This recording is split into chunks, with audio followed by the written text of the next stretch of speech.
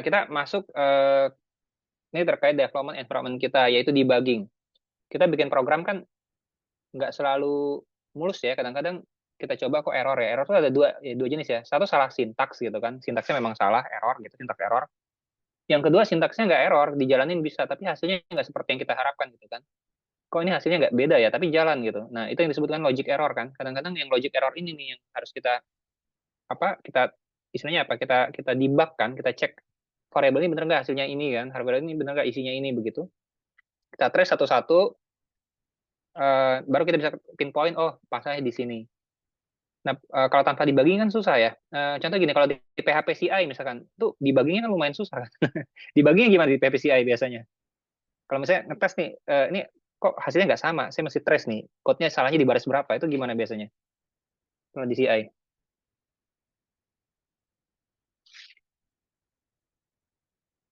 Oke, pakai ID atau pakai itu, pakai echo aja langsung ditampilin, atau apa namanya itu, variabelnya ya ditampilin Betul. di web gitu. Pakai Google Pakai Mas. pakai echo kan? Iya, Ya, memang susah. PPCI itu kan soalnya jalannya di web server kan. Terus biar nyambung sama IDE kita, biar langsung bisa di-debug di level ID itu agak susah. Setting-settingnya itu kadang-kadang nggak selalu mulus ya, begitu kan? Nggak selalu apa straightforward langsung jalan gitu. Jadi lebih gampangnya ya biasanya di PPCI ya udah ya, atau dump variable langsung gitu kan. Kelihatan semua tuh. Kalau yang variabel objek yang susah tuh kalau pakai echo. Atau print, misalnya ada print R ya, print R atau print F ya, print R kalau nggak salah. Kayak gitu kan. Nah, kalau di Go, enaknya kita bisa debugging di level VS Code kita. Kita bisa trace gitu ya di VS Code kita. Nah, contohnya nanti gini. Sebentar, saya buka ya. VS Code-nya. Saya cari dulu VS Code-nya mana nih. Oh, ini dia. Ini tes udah ya. Saya coba. Ini udah. Oh, sebentar ya, saya cari dulu. Oh, ini.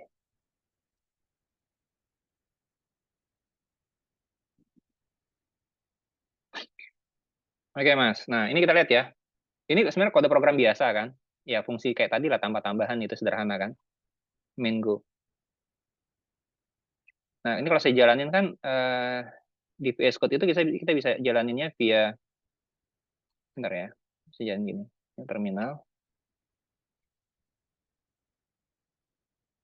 Ya, ini cuma ada satu file ya, main Go aja nih.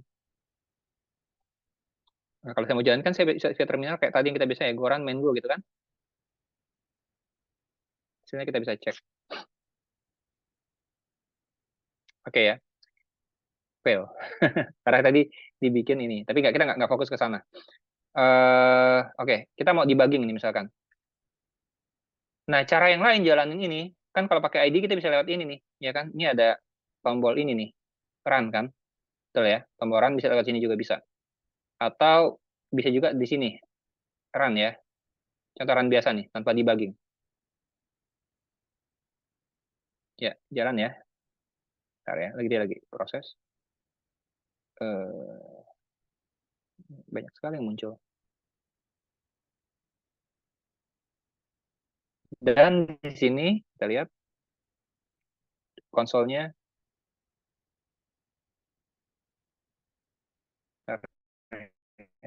Ini tutup dulu.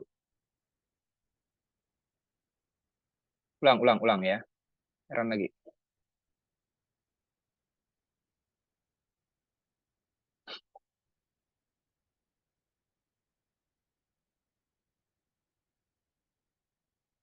Oke. Nah, jadi bisa begini ya. Saya mau nunjukin sebenarnya debuggingnya. Jadi gini. Jadi kalau misalnya kita mau mau breakpoint, misalnya, oh ini kok hasilnya kok apa ya? Kalau tadi saya jalanin kayak gini, masih tadi terminalnya. Ini ya, terminal ya. Ini saya gedein dulu layarnya biar gampang. Nah, gini.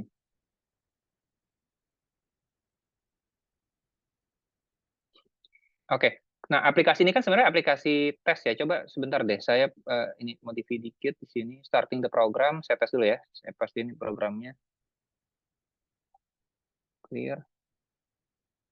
Go run main.go. Saya mau lihat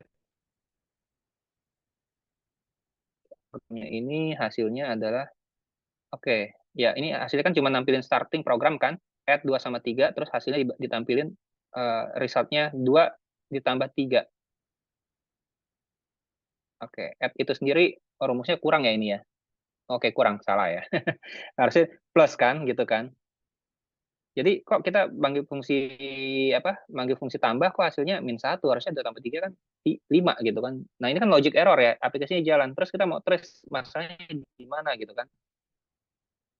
Nanti ini saya rubah dikit deh sebentar, misalnya di sini gini aja ya, bentar ya.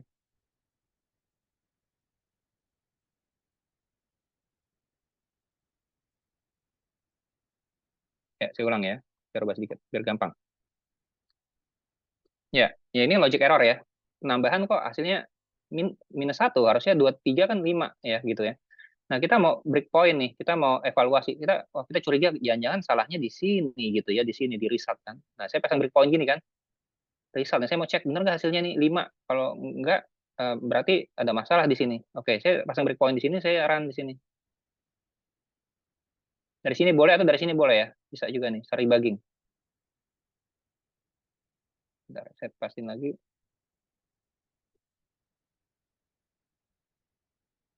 Rosetta nggak bisa jalan, CPU-nya nggak disupport.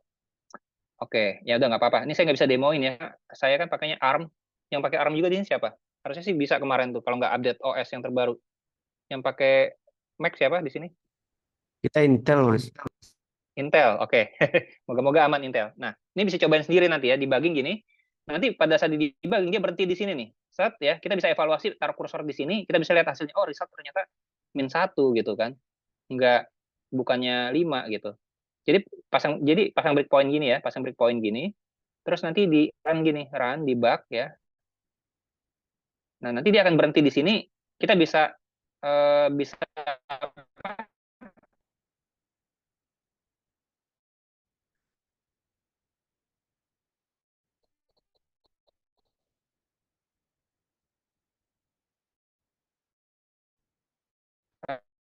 step gini.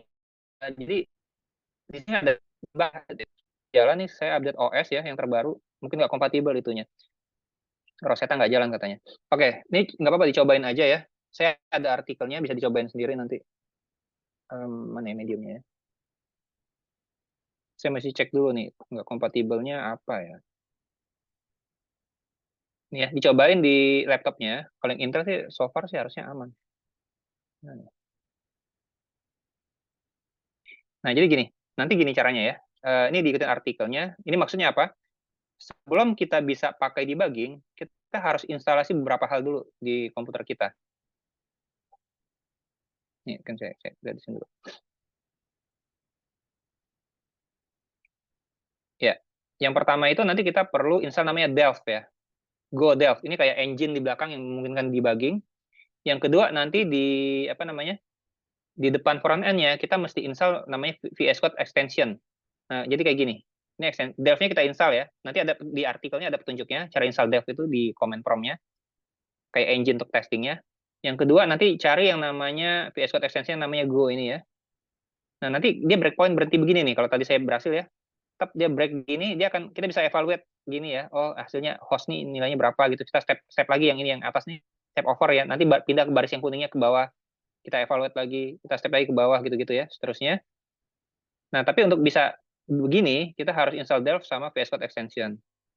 Nah, ini saya sharing ininya apa artikelnya. Saya buka dulu. Ini ya stepnya ya nanti ya. Jadi Go-nya diinstal, udah pasti udah diinstal kan. Kemudian Delft-nya diinstal ya. Go install ini, pakai ini. Kemudian nanti install VS Code extension-nya, cari di VS Code-nya. Seperti ini. Kemudian beberapa hal di setting ya. Launch JSON-nya. Terus bisa dicobain breakpoint kayak tadi yang saya contohin. Cuma tadi nggak kompatibel ya sama ini OS-nya. Oke, nanti bisa dicobain ya. Bisa seperti itu nanti. Kalau berhasil bisa jalan. Oke, nah ini saya nyobanya pakai VM ya, VMware. Jadi harusnya bisa sekarang. Nah, kan ini kode yang dari saya lihat ya. Ini coding ini mengandung logic error ya. Kita logic error gimana? Ini kalau saya jalanin kan, ini kan penambahan ya, penambahan. A2 sama 3, tapi kok hasilnya -1 kan, ada yang salah kan. Cuman anggap aja ini misalkan programnya program gede gitu, bukan program yang kecil. Ini langsung ketahuan sih kalau yang kecil begini ya. Tapi kita nggak tahu, kita mau trace masalahnya di mana gitu kan. Tapi curiganya begini kan, saya mau tahu nih, jangan-jangan fungsi add ini nggak 5 nih. Di sini dong saya mau breakpoint gitu kan, saya mau tes di sini kan. Stop di sini saya mau evaluasi, bener nggak? Karena harusnya tampilannya 5, ini kok -1 kan. Jangan-jangan di sini yang salah kan. Kita hipotesa kan gitu ya, tapi kita nggak tahu nih, bener atau nggak. Nah, jadi saya breakpoint di sini, saya debugging di sini. Mana ya? Oh ini, run ya, run. Boleh dari sini ya. Run, start debugging, atau dari sini juga sama nih, yang ini ya. Ini sama atau ini sama? Ini juga sama nih, nih saya jalanin. Oke, ini ya, saya jalanin. Oke. Nah, langsung berhenti di sini ya. Tuh, breakpoint di sini. Saya bisa evaluate. Bener nggak hasilnya ini? Oke, saya step dulu ya. Step 1 biar ini dieksekusi. Ini belum dieksekusi, yang kuning ini artinya. Saya jalanin dulu satu step. Oke, saya lihat result. Oh iya, di sini salahnya kan ini -1 kan? Iya kan? -1. Harusnya kan 5 gitu. Oke, jadi saya mulai curiga nih. Jangan-jangan, berarti di sini problemnya. Ya kan? Oke, saya next lagi ya. Saya stop di sini. Saya tambahin breakpoint yang baru. Oke, berarti di sini problem di add. Saya curiga di sini. Saya tambahin di sini deh breakpoint ya. Oke, di sini biar bisa tahu nanti, saya bisa lihat ini bener nggak? Jangan-jangan ini yang salah gitu kan? Saya run lagi. Oke, di sini saya jalanin. Tadi kan -1 ya. Saya mau step into sekarang. Step into masuk ke dalam sini. Saya pilihnya yang kalau ini kan step over ya. Step over ini dia akan stepnya ke bawah nih. Saya mau step into masuk ke dalam sini. Nah, tapi sebenarnya nggak, karena ini udah di breakpoint nggak masalah sih ya. Tapi kalau mau step into yang benar tuh ada di sini ya. Step into dia masuk ke dalam nanti. Ya, tapi karena di sini saya udah pasangin breakpoint, saya pakai ini aja udah bisa sih. Nah, masukkan ke sini ya. Sekarang oke, saya cek. Jangan-jangan yang ini yang salah. Saya step over lagi. Oke, lihat. Wah, -1. Ini yang salah pas dicek benar-benar. Oh ya, ini minus, harusnya plus gitu kan. Saya perbaiki di sini. Plus gitu kan. Ini saya stop lagi. Sudah ketemu root cause-nya. Saya debug lagi. Debug lagi ya. Oke, saya tes lagi di sini. Step result-nya. Oke. Oh ya, belum ini belum ya. Dia saya ke bawah ya. Dia lihat.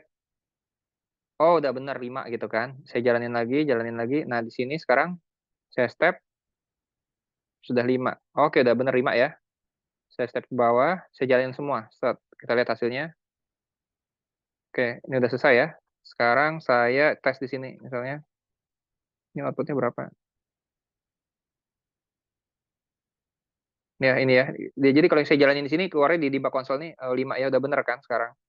Kalau saya tes manual lagi dari sini, hasilnya sudah 5 kayak gitu kan, udah bener. Nah, ini proses debugging ya. Jadi nggak pakai echo atau vardam gitu ya, nggak kayak di print L apa print R ya kalau nggak salah di PHP kan gitu ya. Jadi semuanya dilakukan di IDE gini. Jadi sangat membantu ya, program ini jadi lebih mudah gitu. Oke, silakan dicoba ya.